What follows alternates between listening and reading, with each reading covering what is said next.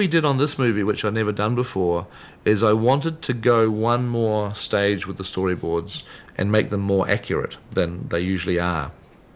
Grant Major would draw up the final plans for each set that had been designed. Some of these were initially made into architectural models, which were made fairly quickly. We ended up calling them animatic models, and we used them so that Peter could actually get a lipstick camera, get little toys. You know, we get little figurines that we always had, like Hobbit size, you know, human size, you know, Balrog size. We had all these little toys. It was great. He could actually have them in this little, you know, model that was either a reference point for the set or for a miniature down the road. So the storyboards that he had done previously were expanded on shot by shot by the use of his camera working around our models. And we'd have it hooked up to a video monitor that I'd have a freeze frame function on, and he'd say, okay, that's, you know, sometimes you'd just sit there and you'd see him sort of, you know, just pottering around, just trying to work out what kind of camera move he'd want to do for the shot,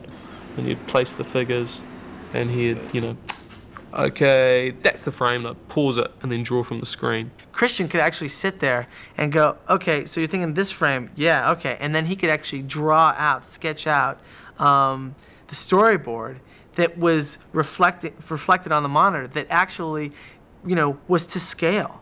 That, you know, that was showing something that had the figure to the background all to scale and made sense and could actually be replicated when you thought about what you were shooting on the set. We basically knew that we were publishing a set of storyboards that were actually accurate, that this angle was here, and when we finally walked onto the set in a year's time with the actors and the full set was built, we'd be able to find exactly the same angle on set as we had with the miniature.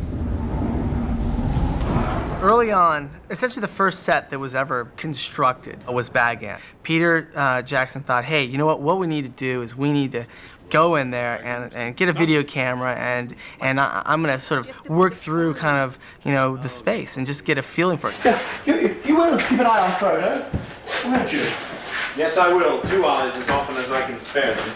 Scene 12, shot 1. Awesome. I was very worried about Bagan because I knew just how small the set was, and once you get 50 or 60 crew members in there, it's going to become cluttered very quickly and very difficult to work in.